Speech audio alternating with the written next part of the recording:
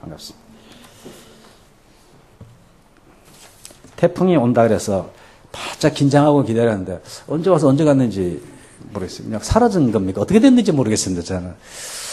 그래서 막 교회에 뭐 날아갈 것이 없나 해가지고 그저께 저녁부터 새벽에 걸쳐서 온다 그래서 바짝 긴장을 하는데 아침에 눈 뜨니까 뭐 햇볕이 쨍쨍해서 도대체 이 태풍은 어디로 갔는지 싶어가지고 그리고 날씨가 많이 더워졌습니다. 어떤 큰 피해가 없이 지나가서 감사하게 생각합니다. 오늘은 민수기 계속 이어서 10장을 중심으로 재출발, 새 출발이라는 제목으로 은혜 받기는 출발이 중요하지 않습니까? 첫 번째 출발도 중요하지만은 또 잠시 쉬어 있다가 다시 출발하는 것도 중요합니다. 우리 집사님, 마사님 재출발 하시는 건데 재출발도 어떤 의미에서 더 중요합니다. 이스라엘 백성이 이집트에서 나와서 시내산에서 한 11개월, 20일 정도 머물렀습니다. 그러다가 오늘 재출발을 드디어 하게 되는 이런 장면을 보게 됩니다. 첫 번째 출발과는 전혀 다른 의미의 완전히 재출발이지만은 전혀 새로운 출발을 하게 되는데 이 출발이 아주 중요한 것입니다. 출발을 어떻게 출발하느냐가 방향이 결정되고 아주 중요한 일이기 때문에 오늘 이스라엘의 재출발하는 모습을 통해서 같이 은혜 받기를 원합니다. 오늘 11절에 보시면은 제2년 2월 10일 외우기 쉽죠, 그죠? 2년 2월 20일. 2가 세 번 나오면 기억나는 거 없습니까? 우리 시부야에서 오신 분들은. 우리 교회가 시부야에 있을 때 우리 교회 주소가 시부야 니노니 됐어요. 우리 교회 주소는 바보도 외웠습니다. 시부야 니노니 2에 2가 우리 시부야에 있던 교회 주소입니다. 평생 잊어버릴 수가 없습니다. 니노니인데 그거 생각하면 제2년 2월 20일 출발합니다. 드디어. 2월 1일 날은 뭐였습니까? 1장에 보면 인구조사를 시작했습니다. 2월 1일 인구조사하고 2월 20일 날 드디어 출발합니다. 근데 이 시내산에 언제 왔는가 하면은 출애굽기 19장 1절에 보시면은 이스라엘 자손이 애굽 땅을 떠난 지 3개월이 되던 날 그들이 시내 광야에 이르니라. 다른 성경에는 3월 초하루 날에 시내산에 도착했다 이렇게 됐어요. 그러니까 3월 초하루에서 지금 2월 20일이니까 다음에 11개월 20일이 지난 것입니다. 거의 정확하게. 11개월 20일 동안에 시내산에 있었어요. 그리고 1월 14일 날 에집트에서 나왔으니까 약 2달 반에 걸쳐서 시내산까지 간 것 같아요. 그죠? 그러니까 75일이나 7, 80일 걸쳐서 시내산에 갔고 그곳에서 11개월 약 20일을 머물면서 있다가 드디어 오늘 제2년 2월 20일에 드디어 구름이 떴습니다. 구름이 뜨니까 빨리 다 접어가지고 이동 준비를 해서 구름이 바람 광야에 머물렀는데 그곳에 다시 텐트를 치는 그러한 장면이 오늘 본문에 있습니다. 이스라엘 백성들이 이 시내산에 도착한 이후에 약 11개월 20일 동안에 여러 가지 일들이 있었습니다. 그동안에 이곳에서 이스라엘 백성이 이제 정식으로 하나님의 백성이 되는 그런 의식을 거행했습니다. 그 전에는 이제 족장들 중에 가문 중심으로 하나님과 특별한 관계였습니다만 이제는 국가라는 이름으로 이스라엘 국가라는 이름으로 하나님의 백성이 되고 하나님은 이 국가의 하나님이 된다는 특별한 의식을 시내산에서 체결합니다. 이것이 너희들 좋냐?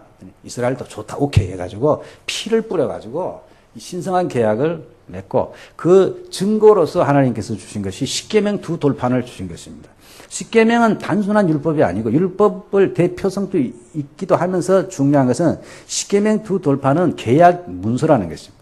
계약 문서는 항상 두 통을 쓰게 되어 있습니다. 하나는 주인 거, 한 사람은 뭐 집세 드는 사람 거 이런 것처럼 당사자가 하나씩 갖기 위해서 반드시 두 개를 하는 것입니다. 옛날에는 십계명 두 돌판이 한쪽에는 1계명에부터 4계명까지 하나님에 관한 거, 또 한쪽에는 5계명부터 마지막 계명 인간에 관한 계명이 써 있었다 이렇게 주장했습니다만 요즘은 그렇게 보지 않고 한쪽에 다 써 있고 또 한쪽에 똑같은 게 코피가 두 개였다.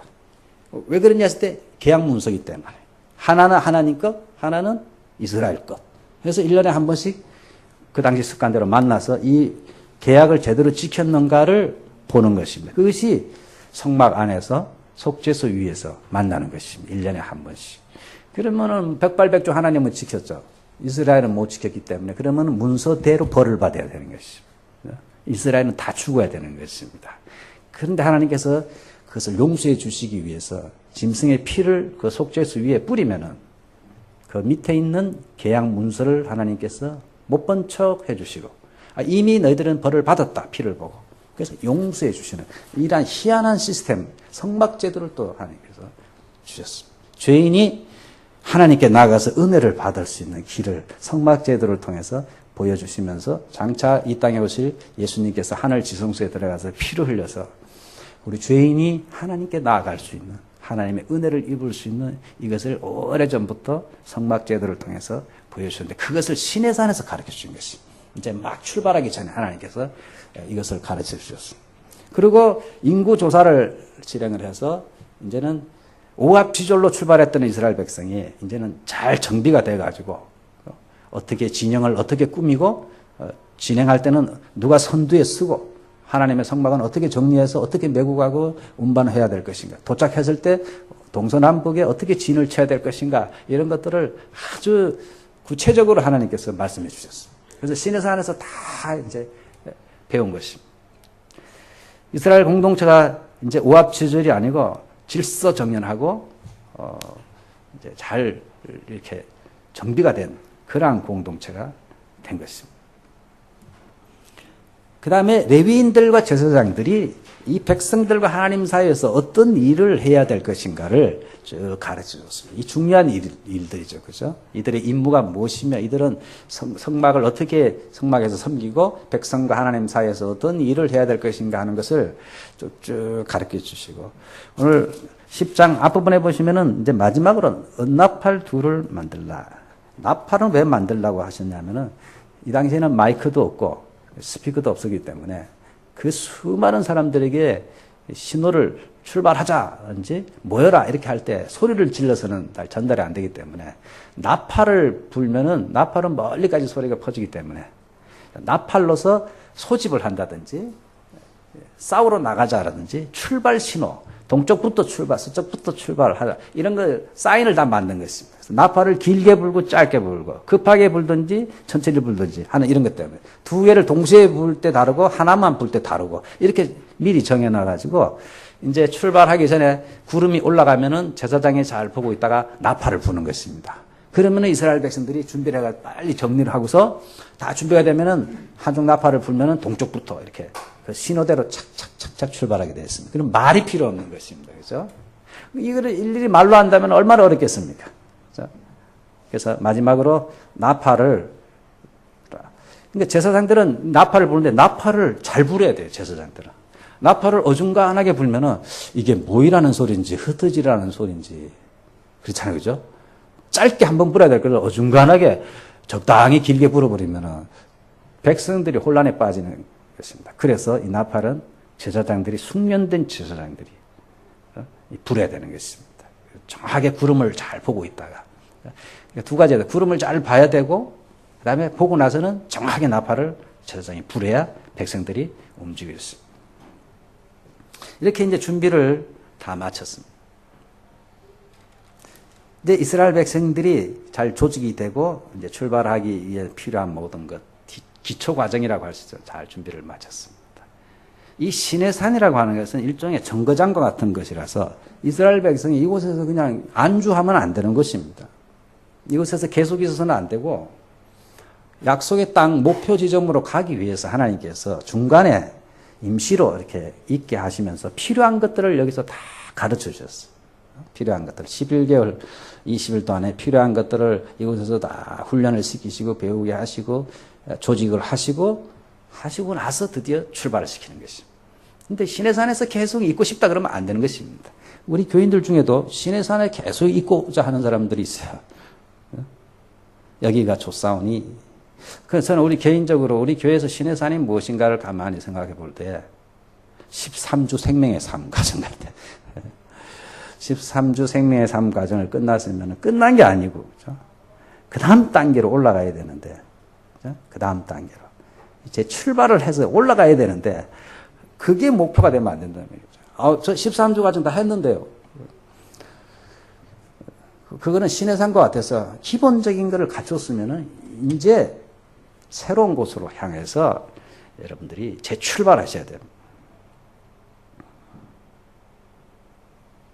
오늘 일부 예배 때 우리 애가 다녔던 야마가다 기리스도교 동네 박은 교장선생님 부부가 오셨어요. 어저께 아드님 결혼식이 있어가지고 아까 2부도 참석하려고 그래서 일본 분들 참 순진하시니까 피곤하시니까 그냥 1층에서 좀 쉬시라고 그래서 지금 1층에 막 비디오 보고 계실 텐데 저희 예배 상황을 끝나고 나서 와다시 뭐 사이십 빠져시마스 그러시더라. 나이가 지금 이제 70대 중반쯤 되시는데 사이십 빠져시마스. 우리는 재출발해야 됩니다. 근데 재출발은 그냥 출발 아니고 전혀 새로운 이런 재출발을 해야 돼. 성경에 보면은 재출발이 많이 나옵니다. 이렇게 예를 들어 베드로 같은 사람. 베드로는 하나님께 부름을, 예수님께 부름을 일찍 받았습니다. 마태복음 4장 19절에 보시면 베드로가 일찍 부름을 받았어요. 예수님께서 베드로를 만나가지고 내가 사람을 낚는 어부가 되게 하리라 이렇게 부름을 받았어요. 근데 그리고 3년 동안 예수님을 따라다니면서 훈련을 많이 받았는데 예수님이 가장 베드로를 필요로 할 때가 언제였냐면은 십자가에 달리기 전입니다. 바로 그때에 예수님이 재판받고 제일 정신적으로 피곤하고 몸이 지쳐있을 그때에 베드로가 3번이나 예수님을 모른다고 했습니다. 그래서 가장 필요할 때. 그래서 3번째 닭 소리가 나고 나서 예수님이 돌아봤을 때에 숯불을 사이에 두고 베드로가 한없이 통곡하는 장면이 나옵니다. 누가복음은 그걸 아주 드라마틱하게 표현하고 있어요. 숯불을 사이에 두고 베드로가 한없이 통곡을 하면서 뛰쳐나가요. 그게 보면은 예수님의 눈과 마주칩니다. 근데 그 눈이라고 하는 것이 묘하잖아요. 눈에 빛이 있잖아요. 표정이 있어요. 그 예수님이 보내주는 그 눈이 뭐 증오하는 눈은 아니겠죠. 그죠? 정말 불쌍히 여기는 그 눈빛을 보고 베드로가 너무 충격을 받아가지고 뛰쳐나가요. 그대로 내버려 뒀다면 베드로는 폐인이 됐을 것입니다. 폐인이 됐을 것입니다. 3년 동안 자기 직업도 다 버려두고 고향도 떠나서 예수님 따라다니다가 이제 예수님을 배반했으니 갈 데가 없지 않습니까? 여러분들 이단에 빠졌다가 한번 나오면요. 폐인되는 경우가 많습니다. 갈 데가 없거든요. 그 다음에 자존심이 있어가지고 좀처럼 그걸 인정하기 쉽고 않은 거. 굉장히 어렵습니다. 그러니까. 예수님을 3년간 따라다니다가 자기가 이렇게 됐으니까 얼마나 참 폐인이 되기 쉽습니까? 근데 요한복음 21장에 예수님께서 부활하시고 나서 요한복음 보면 요한복음 20장 마지막 절에 보면은 요한복음을 기록한 목적을 잘 기록을 하고 있습니다. 그래서 요한복음이 끝나는데 21장은 부록과 같습니다. 안 써도 될 것 같은데 기록이 되어 있어요. 근데 거기에 뭐가 기록이 되어 있냐면은 예수님께서 갈릴리 바다에 오셔가지고 고기 잡는 제자들에게 나타나셔가지고 시리에 밤새도록 그 고기를 잡아도 없는데 이제 배 오른편에 그물을 내리라 하실 때에 153마리가 잡히는 기적이 일어나지 않습니까? 그걸 통해서 베드로가 다시 예수님이라는 것을 알고 헤엄쳐서 나왔을 때 예수님께서 준비하신 조반을 주시면서 베드로에게 묻기를 그 15절에 보시면은 내가 나를 이 사람들보다 더 사랑하느냐 묻습니다. 근데 베드로가 자신이 없어요. 그죠? 내가 주님을 사랑하는 줄 주님께서 아십니다. 옛날 같으면 내가 그러면요 이럴 텐데 주님께서 다 알고 계십니다. 사랑하기는 분명히 사랑하는데 내가 대놓고 말 못하겠습니다. 왜냐하면 실패했었기 때문에. 그때 예수님께서 내 양을 먹이라.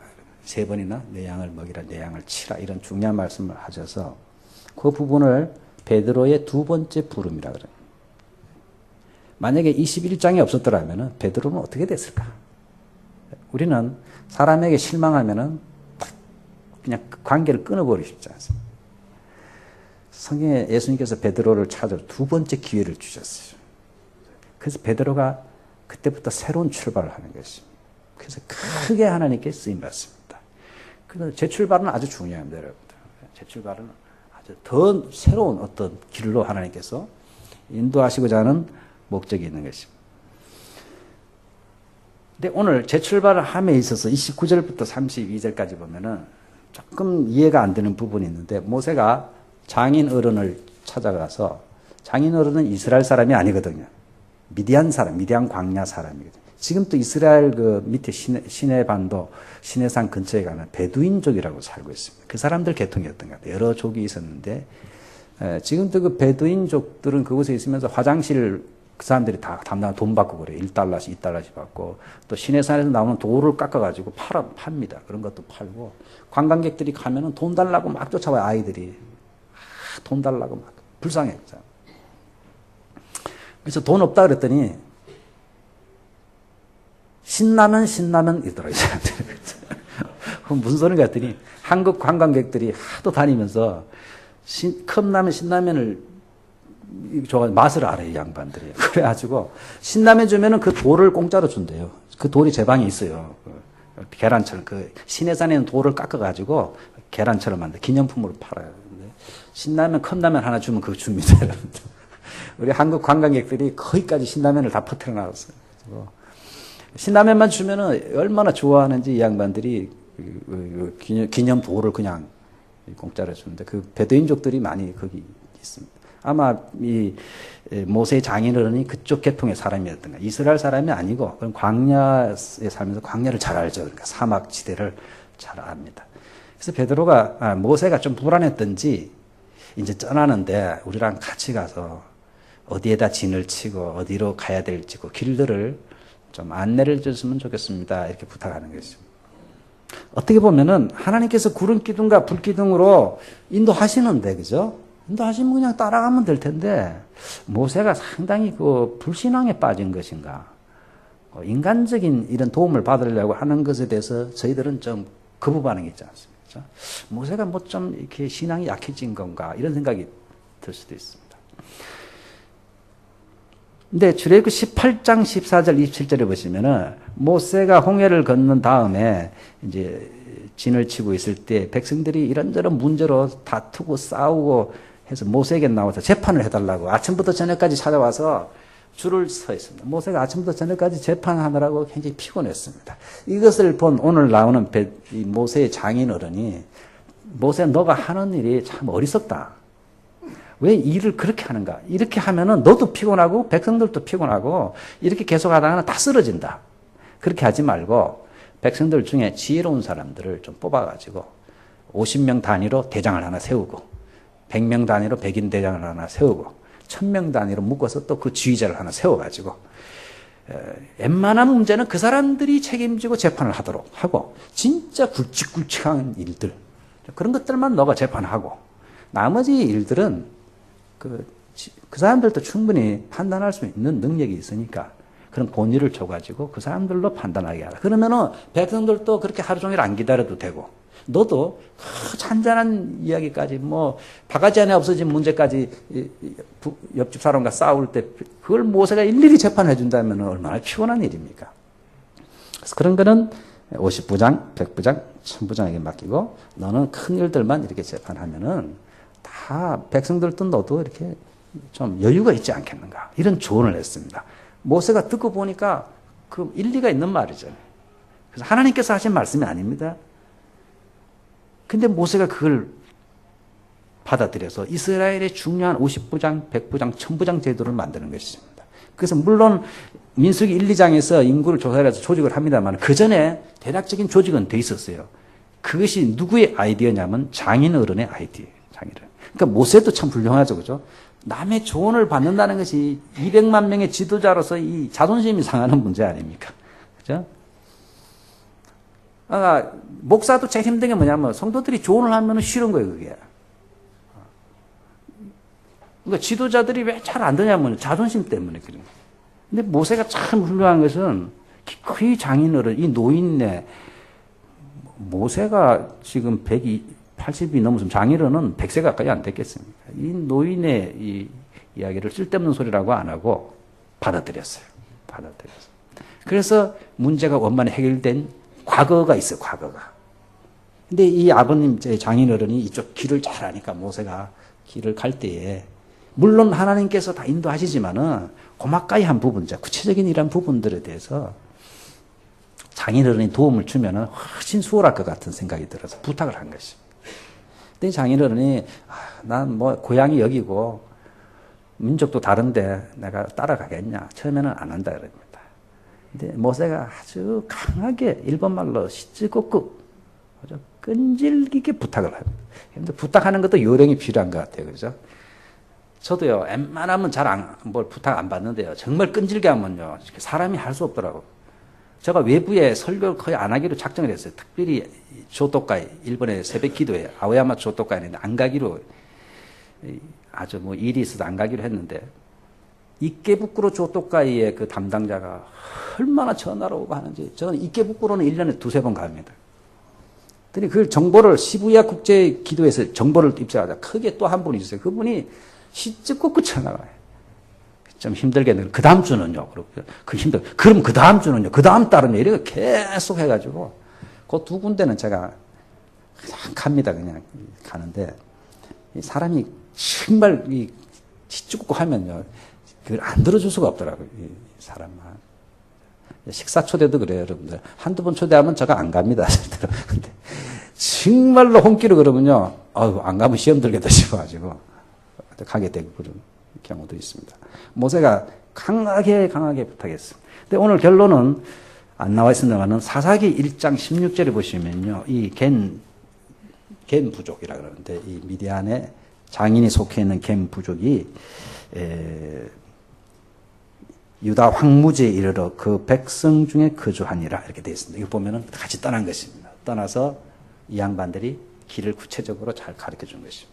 그래서 이것은 불신앙이 아니고 다른 부분에 보면 모세가 철저하게 하나님의 인도함을 받습니다. 구름이 뜨면은 떠나고 구름이 머물면 머물고 있습니다. 그러나 그 안에 하나님이 어떤 의미에서 큰 것들을 이렇게 인도하시면은 하나님이 모든 것을 다 가르쳐 주지는 않지 않습니까?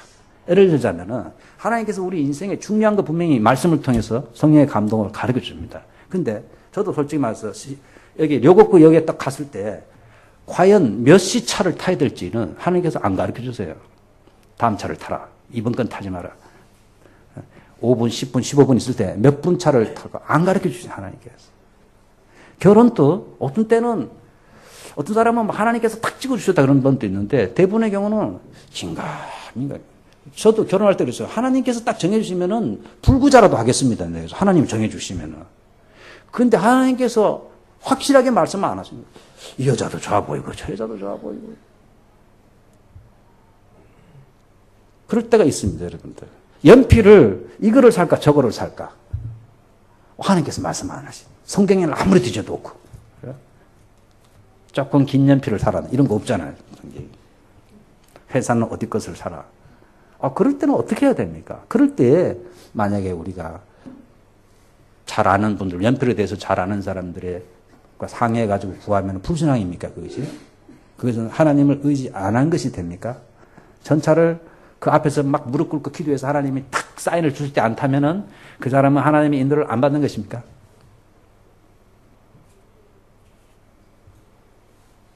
옛날에 백이현 집사님이 재미난 이야기를 했는데 우리 교회에 계셨던 백이현 집사님이 그분은 그러더라고요. 자기는 그 직장 있잖아요. 시것도 직업에 무의대로 무의대나 그게 좀 이상하대. 그러니까 재능이라는 것도 있어요. 하다 보면은 그게 자기 직업이 되고 재능이 되지. 좋아서 한다기보다 자기는 그 직업을 갖고 하다 보니까 좋아지더라. 이 거꾸로도 많이 있단 말이에요, 사람이. 근데 우리는 너무 뭐 핏달이 맞느냐 안 맞느냐를 너무 따지고, 그죠? 내 적성이냐 아니냐. 근데 그분은 자기는 이상하다고 하다 보면 적성이 되더라 이거지. 하다 보면. 근데 그런 사고방식 갖고 있는데 그분 지금 제일 모직 부사장님 됐잖아요. 미국 스카우야 지금 한국의 삼성의 제일 모직 부사장 가 있어요 지금. 적성이 딱 맞아서 간 게 아니고 그분 또 막 헤매다가 대학교 교수하다가 다 교수는 죽어도 못하고 새벽 2시까지 평생 연구하려니까 자기가 미치겠더래. 그래서 영업직으로 가면 영업직으로 회사에 들어가. 사람들이 다 말렸는데 열심히 하다 보니까 그게 자기 적성이 되고 뭐 즐겁고 이렇게 하다 보니까 자꾸 승진이 돼가지고 지금 거기까지 올라가요. 우리가 하나님의 뜻을 무엇인가를 너무 고집하다 보면요. 아무것도 못해요. 그리고 늘 사람이 좀 어떻게 보면 신앙이 좋은 것 같은데 구름 위에 붕 떠있고 뭘 해도 이렇게 기도해보는 건 좋은데 텔레비 채널 돌리는데도 묵상하고 1번을 볼까요? 7번을 볼까요? 뭘 볼까요? 하루 종일 눈 감고 이렇게 기도하고 그러면은 그런 사람 보면은 말을 못하겠어 아예. 잘못 건들면은 내가 신앙 없는 사람 되고 그렇잖아요, 그죠? 내가 신앙 없는 사람 되고 본인은 그렇게 하나님 인도 받으려고 애들을 쓰는 것 같은데 내가 그러지 말라 그러면 그것도 그렇죠, 상처받을 수 있고 참 힘들어 그런 사람들은 정말 힘들어.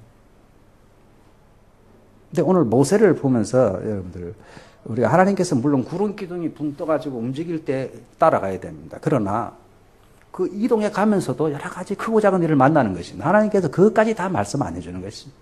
그때 이 모세의 장인은 그게 밝기 때문에, 그렇죠? 밝기 때문에 구체적으로 그걸 가르쳐 줄 수 있는 것입니다. 그래서 모세가 장인의 도움을 한 거지. 불신앙 때문에 이런 것이 아닙니다. 우리가 상식적으로 살아가는 게 불신앙이 아닙니다, 여러분들. 상식이라고 하는 것은 하나님께서 우리에게 주신 보편적인 지혜인 것입니다. 상식을 완전히 무시하는 사람들은 내가 볼 때 신앙인이 아니에요. 우리 한국교회가 기도가 부족해서 욕을 얻어먹습니까? 신비스럽지 못해서 욕을 얻어먹습니까? 한국교회처럼 신비로운 일이 많고 은사가 많고 얼마나 많습니까? 근데 한국교회가 제일 안 되는 게 뭐냐면 상식이 통하지 않아요. 그 이상하죠, 그죠? 교회가 일반 사회에서 통하는 상식이 교회가 없어. 그러니까 말이 안 되는 거예요.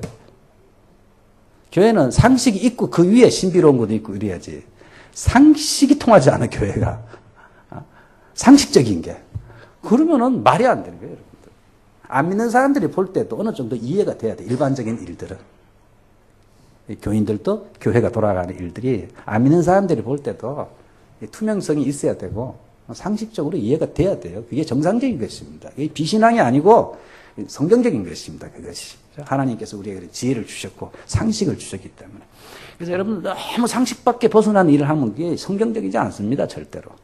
내가 기도해 보니까 하나님께서 이렇게 하셨습니다. 물론 특별한 경우에 그런 게 있지만 일반 생활에 관한 하나님께서 우리에게 상식을 주셨고 또 지혜로운 사람들을 많이 심어 두셔서 그 사람들의 조언을 받도록 하셨어요. 그래서 우리보다 생활 경험에 많은 분들의 지혜를 구하고 참고로 하고 하는 것이 불신앙이 아닌 것입니다. 그래서 여러 가지 일들을 만날 때 이렇게 경험 많은 분들에게 상담을 하는 것이 좋은 것입니다. 역시 지혜가 있어요. 경험을 했기 때문에. 경험을 해봤기 때문에 이 얻는 게 굉장히 많습니다. 저도 좋은 상담자를 만났더라면 젊을 때에 조금 더 인생이 바뀌지 않았을까 이런 생각이 합니다. 제가 방황하고 막 했을 때에 좀 더 좋은 그런 경험이 많았던 그런 분들이 조언을 잘해줬다면 그렇게 시간을 낭비하지는 않았을 텐데 하는 생각이 많이 있습니다. 물론 기도도 하고 했습니다만은 또 구체적으로 하나님이 사람을 통해서 우리를 돕는 경우가 많이 있습니다. 그러려면 겸손해야죠. 모세가 굉장히 겸손한 사람입니다. 그래서 장인 어른에게 몇 번 거절하는데도 당신이 같이 가면 우리에게 굉장히 도움이 되겠습니다. 구체적으로. 해서 장인 가족이 같이 이렇게 이 부족이 같이 길을 떠나서 유다까지 가게 되는 것을 볼 수 있습니다. 그리고 나서 오늘 3.3절에 보면은 그들이 여호와의 산에서 떠나 3일 길을 행할 때 여호와의 언약궤가 그 3일 길에 앞서 행하며 그들의 쉴 곳을 찾았고 길을 가는데 하나님께서 이제 말씀하신 대로 진을 쫙 지난번에 우리 모니터로 보셨죠, 그죠? 그렇게 행진을 쭉 떠납니다. 제일 앞에 유다 부족과 삼 부족이 떠나고 그 뒤에 이제 성막과 기둥을 맨 무라리 자손들 또 이런 게라리 부족, 무라리 이 부족들이 그 뒤를 떠나고 그 다음에 루벤 부족이 떠나고 그 다음에 고앗 자손이 거룩한 성물을 메고 중간에 가게 되어 있습니다. 근데 오늘 보면은 이상하게 고앗 자손이 저 뒤에 중간에 가는 게 아니고 제사장들이 언약궤를 앞에서 제사장들이 메고 앞에 가는 것을 보죠. 선두에 서서. 이것은 여호수아 3장에도 보면은 요단강을 건널 때도 제사장들이 제일 앞서서 요단강을 건너려고 자기들의 장막을 떠날 때 제사장들은 언약궤를 메고 백성 앞에서 나가니라. 여호수아 3장 14절에도 그렇게 나와 있습니다. 오늘 실제로 행전할 때는 보니까 제사장들이 하나님의 언약궤를 메고 제일 앞에 가는 것입니다. 선두는 본진 유다, 처음 했던 유다족하고 어느 정도 떨어졌냐면 약 900m 떨어져서 갔다. 그러니까 900m 앞쪽에 가는 것입니다. 왜 900m 앞인가 했을 때 여러 의견이 있습니다만은 어떤 학자가 쓴 글에는 보니까 이 정도 인원이 다 볼 수 있으려면 900m 앞에 있으면은 아마 다 볼 수 있을 것이다. 해서 아마 잘 보이게 하려고 900m 앞에 이 언약궤를 맨 제사장들이 먼저 가면은 이제 유다 쪽부터 그 하나님께서 가르쳐주신 대열대로 착착착착 진행해 나가는 것입니다. 근데 여호와의 언약궤가 3일 길에 앞서서 행하며 그들의 쉴 곳을 찾았고, 꼭 하나님께서 이렇게 찾는 것처럼 이렇게 표현되어 있어요. 그죠? 우리가 행진하는데 하나님이 제일 앞장서서 우리는 그 뒤만 따라갑니다. 그래서 하나님 말씀을 상징하는 이 언약궤, 예수님을 상징하는 이 언약궤 뒤에 서서 우리는 그것만 바라보고 가면은 된다. 이제 주변 볼 거 없이 그것만 붙잡고 주의 백성은 따라가면은 된다 하는 것을 가르쳐 주고 있습니다. 근데 사흘길에 가서 멈췄는데 사흘길이 어느 정도 되느냐 하면은 이 당시에 하루길이 약 24km로 보고 있어요. 사막길을 걸어가는데 하루에 약 24km 걸어갔다. 3일길이면은 몇 킬로입니까? 빨리 못하면 아이들 못 가르칠 텐데 24 곱하기 3 하면 72km. 72km면은 여기서 어느 정도 되겠습니까? 여기서 나리타 공항이 약 70km입니다. 여기서 동경 시내에서 나리타 공항까지가 약 70km. 이 정도 거리를 3일에 간 것입니다. 거기 구름이 멈춰서 바람 광내. 거기서 다시 텐트를 이제 치고 성막을 치고 또 다시 구름이 떠오를 때까지 기다리는 것입니다. 근데 이 광야 생활을 하는데 민수기 9장 15절 23절에 보시면은 특별히 하나님께서 제일 출발함에 있어서 특별히 이스라엘 백성들이 신경 써야 될 것을 가르쳐 주고 있는데 구름과 불 기둥 이야기를 하십니다. 9장 15절부터 23절까지. 구체적으로 하나님께서 자세하게 말씀하시는데 왜냐하면은 이제 재출발하는 데 있어서 가장 중요한 것은 하나님의 인도를 철저히 받아야 된다. 철저히 받는데 고막가이 한 부분까지 아주 그 시간 정확하게 하나님의 인도를 전적으로 받아야 하는데 그 예를 들어서 구름이 장막이 어떤 때는 오래 머무를 때도 있다. 또 어떤 때는 짧게 머무를 때도 있다. 근데 이스라엘 백성이 조급해가지고 뭐 이렇게 오래 있지. 빨리빨리 가고 싶은데. 특별히 우리 한국 사람들은 빨리빨리 하고 싶은 게 있잖아요. 그래 구름도 안 떴는데 막 설치면 안 된다는 것입니다. 그래서 하나님께서 잘 아시니까 어떤 때는 일부러 하나님께서 길게 계실 때도 있어요. 근데 22절에 보면 또 재밌는 것은 구름이 이틀에 있을 수도 이틀. 또 한 달이든지 1년이든지 이렇게 되어 있습니다. 보면은 하나님께서 일정한 패턴을 가지고 한 달마다 이렇게 하면 얼마나 쉽습니까? 예측이 되니까. 한 달 있다가 떠난다. 딱딱 마음의 준비를 하는데 사람이 제일 힘든 것이 준비도 안 된데 뭔가 탁 하자 그럴 때. 그렇죠? 남편이 내가 아무도 준비도 안 돼 갑자기 어디 가자 그러고 뭐 식사에 가자 그러고 이러면은 화가 나잖아요. 그죠? 나는 지금 준비가 안 됐는데. 특별히 일본에 사는 일본 분들은 미리 뭔가 해야 돼요. 회식을 하든지 뭘 하든지. 우리나라 같으면 저도 경험했습니다. 그날 그냥 오늘 저녁에 회식이 있는데 괜찮지 해가지고 과장님이 하는데 일본은 한 2주 전부터 돌리잖아요. 오케이 다 돌려가지고 전원이 오케이 되면은 가고 이러는데 우리는 위에 사람이 오늘 저녁 다 집합 이러잖아요. 미리 안 하면은 굉장히 우리 집사람도 여기서 태어나서는 이제 제가 막 한 2주 전부터 이야기 안 하면 안 돼요. 뭐 어디 뭐 식사를 한다든지 뭐라 하면은 그러니까 꼭 무슨 일이 있어서가 아니고 불안하고 막 그런 거예요. 뭐 미리 이렇게 해야. 어디 일본 분들하고 어디 가면 목사님들하고도 어디 가면요 계획표가 다 나와요. 하루 놀러 가는 것도요. 몇 시에 어디에 모여서 점심은 어디서 먹고 뭐 이렇게 해가지고 몇 시에 어디에 도착해서 해산, 그다음에 회비는 얼마고 이런 거를 다 써가지고 논아줘야지. 그거 없으면 계속 물어요.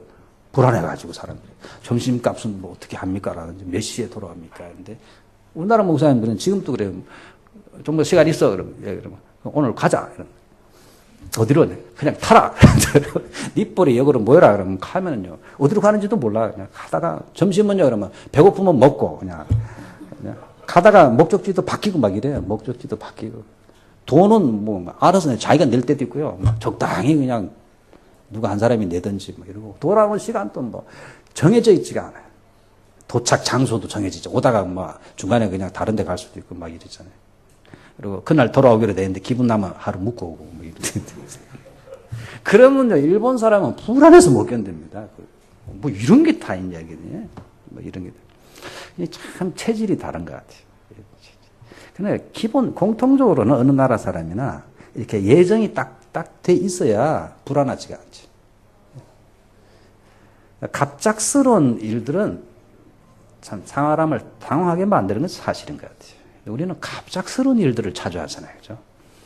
저도 우리 교인들에게요. 목사님, 오늘 시간 괜찮으세요? 그날 오전에 중요한 식사 초대를요. 그날 당일날 연락이 온다고. 근데 여러분들 많이 그랬잖아요. 그죠? 적어도 일주일 전에는 해야 이 스케줄 조절하는데 스케줄도 스케줄이지만 마음의 준비가 안 되잖아요. 그죠? 당일날 그냥 12시에는 그 아침 9시에 연락이 온다고요. 이스라엘 백성들을 하나님께서 인도하시는데 한 달, 두 달 이렇게 미리 딱 스케줄을 짜가지고 인다면 그래도 괜찮습니다만 어떤 때는 가가지고 이틀밖에 안 됐는데 구름이 올라가는 거예요. 그러면 도착해가지고 이제 뭐 한 달 있겠지 하고 마음을 풀어제치고 있는데 물건도 다 풀어놓고 이틀밖에 안 됐는데 구름이 뜬 거예요. 그럼 막 나팔을 불면은 막 싸고 막 여러분 생각해 보세요. 얼마나 귀찮은 일입니까? 집을 옮겨야 되는데 장막을 딱 걷고. 그리고 또 어떤 데는 이제 가가지고 이제 또 내일 모레 떠날지 모르니까 짐도 안 풀겠는데 야 구름이 안 올라갑니다. 한 달이 돼도 1년이 돼도 안 올라가. 얼마나 사람이 이라이라 하겠습니까? 그러니까 보면 다 달라요. 이틀이 되든지 한 달이 되든지 1년이 되든지 구름이 성막 위에 머물러 있는 동안에는 이스라엘 자손이 유진하고 즉 진에 머무르고 그러니까 하나님 말씀을 그대로 순종한다는 것이 그래서 어려운 것입니다. 예측이 안 되기 때문에. 왜 우리가 하나님의 인도하심에 그대로 순종하기가 어렵냐? 가장 기본적인 이유는 내 생각과 다르기 때문에 했습니다. 내 생각과 다르기 때문에 어려워요. 그러니까 우리는 다 내 생각이 옳아요. 저는 여러 사람과 이야기를 해보면요. 다 옳아 자기가.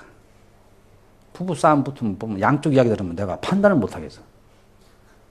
자기가 하나 느낀 것은 확실한 양쪽 이야기를 다 들어봐야 된다는 것은 확실히 알아.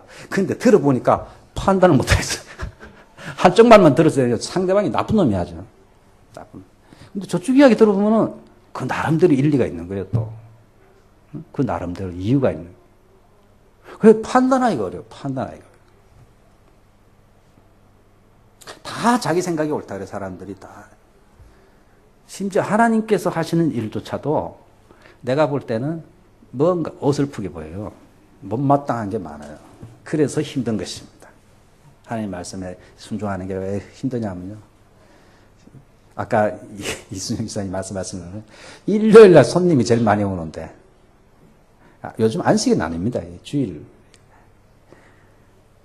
나 주일을 온전히 예배드리고 하나님 백성과 교제하고 아무래도 쫓기잖아요. 그죠? 마음이 막 쫓기잖아요.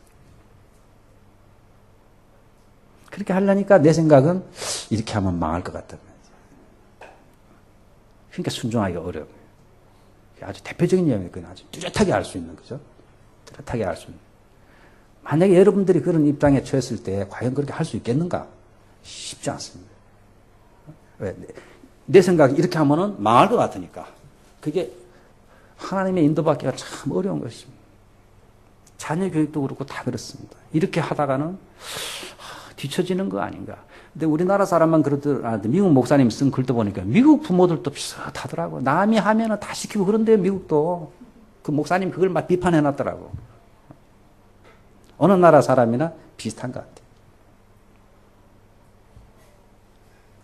하나님께서 인도하시는 그 인도 방법이 때때로는 납득이 안 가고 위험한 것 같기도 하고 또 합리적이지도 않은 것 같기도 하고 이렇게 해서 불평이 나오고 순종이 안 되는 것입니다. 근데 하나님께서는 꼭 그렇게 이대로 말씀하신 대로 구름이 한 달이 있든지 하루 있든지 뜨면은 무조건 출발하고 머물면은 머물러라. 가고 싶어도 머물러라. 성질이 급해도 머물러라. 어떤 의미에서는 하나님이 이걸로 훈련을 시키는 것입니다. 그렇죠? 우리는 어떤 목적을 달성하려고만 하는데 하나님은 그게 아니고 그걸 통해서 우리 자신을 바꾸려고 하는 하나님께서. 하나님은 거기에 온갖 목적이 다 있는데 우리는요, 자기가 이루려는 한 것만 이루려고 그러는데 하나님은 그게 목표가 아니거든요. 예? 가는 동안에 이스라엘 백성은 가나안 땅만 들어가는 게 목표인지 모르지만 하나님께서는 그게 아닌 것이죠. 그죠? 그 가는 도중에 하나님의 백성답게 훈련을 시켜서 그죠? 다듬어 가시고자 하는 거룩한 목적이 있는데 우리는 그런 목적을 잘 모르니까. 하나님은 처음부터 끝까지를 보고 계십니다. 처음부터 다 알고 계시기 때문에 우리는 일부분밖에 모르잖아요. 제가 요즘 월드컵을 하는데 아주 제가 곤란한 게 뭐냐면요. 월드컵 경기를 새벽 5시에 하는 거예요, 지금. 새벽 5시는 뭐냐면 새벽 기도 시간이에요, 여러분들. 시험 들겠어요. 이 새벽 5시쯤 집을 나와야 되는데 5시 45분에 시작하는데 5시 45분에 전반전이 끝나요. 후반전이 6시부터 시작하는데 참 시험 들겠어요. 그나마 우리나라가 일찍 떨어져서 다행입니다만.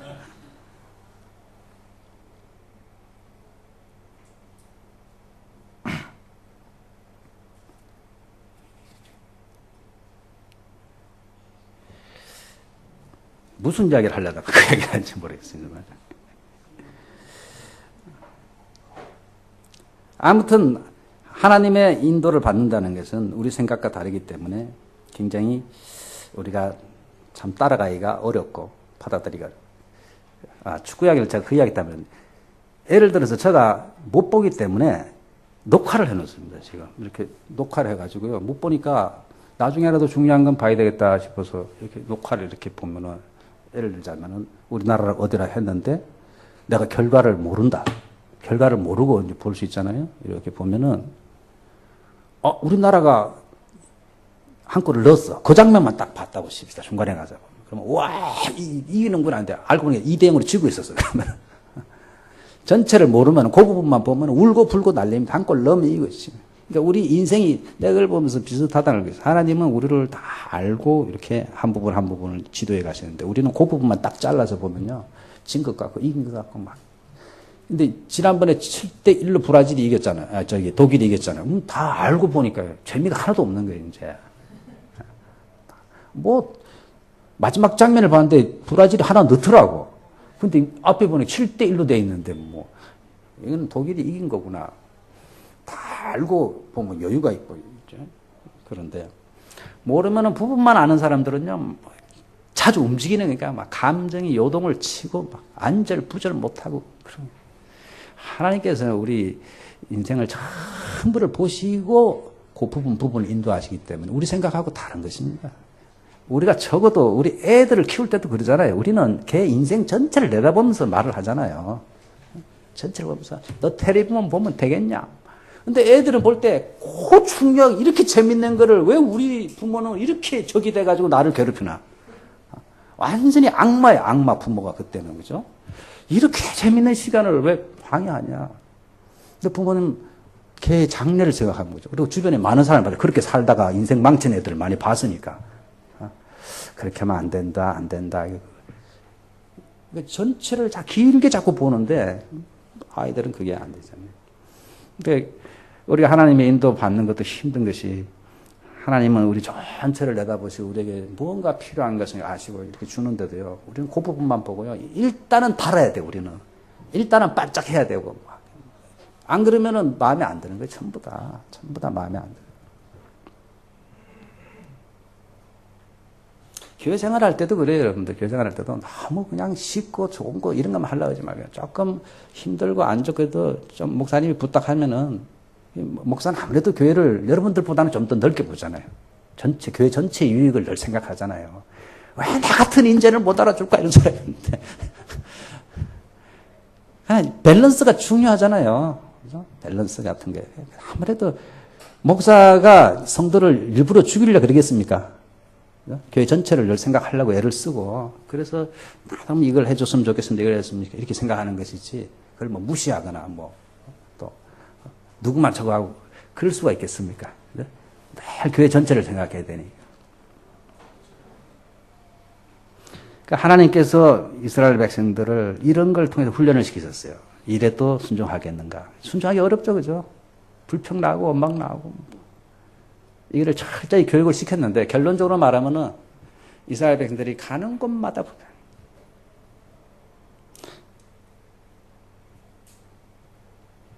출발하자마자 다음 주 보시면 불순종으로 들어갑니다. 이스라엘 백성들. 출발하자마자 불순종으로.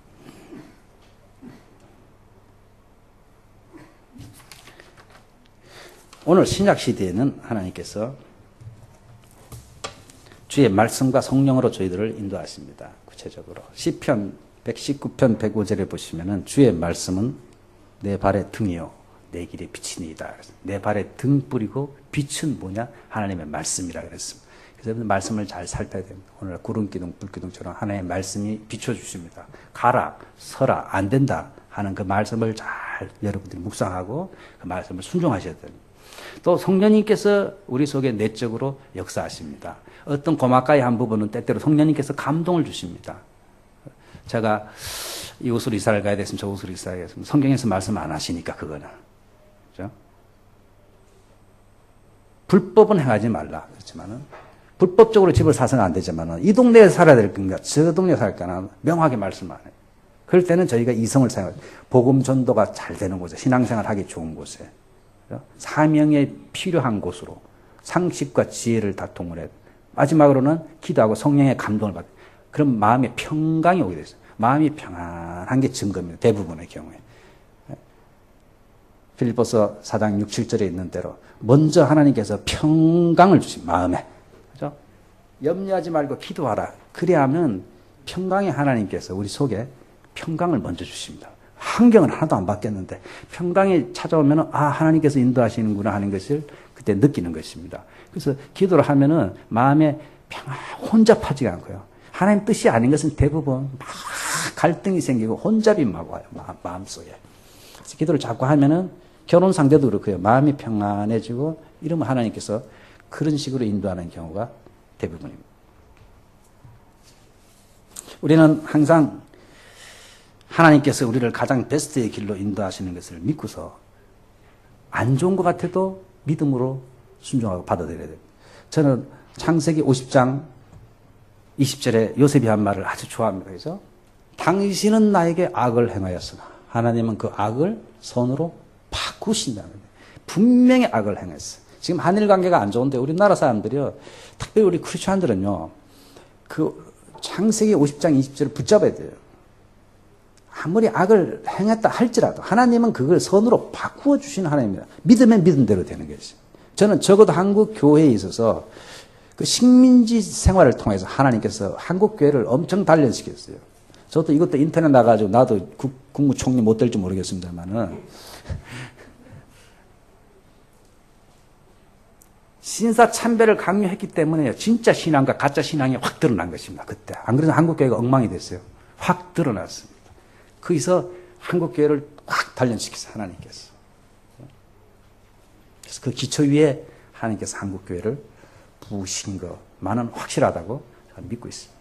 그래서 하나님은 악을 행했다 할지라도 그 악을 도리어 유익한 쪽으로 바꾸어 주시는 하나님이시라는 것을 안 믿으면요 악을 저희들은 용서할 수 없어요.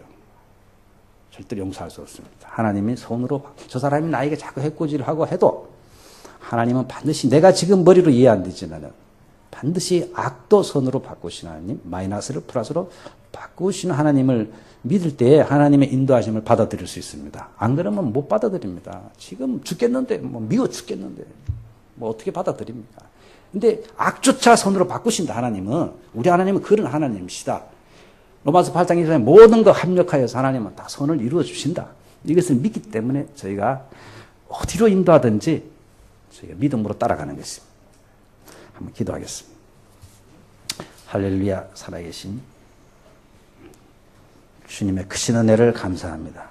날마다 순간마다 성령의 구름기둥 불기둥으로 저희를 인도하시는 좋으신 하나님, 때때로 우리가 납득이 안 가고 이해가 안 되는 것으로 가는 것처럼 보일지라도 저희들은 하나님의 말씀을 굳게 믿고 성령님께서 우리 마음속에 속삭이는 그 음성을 분명히 깨달을 수 있도록 도와주시고 절대적으로 순종할 수 있도록 주여 은혜 베풀어 주옵소서. 마귀의 속삭임에 속지 않도록 도와주옵소서. 예수님의 이름으로 기도합니다. 아멘.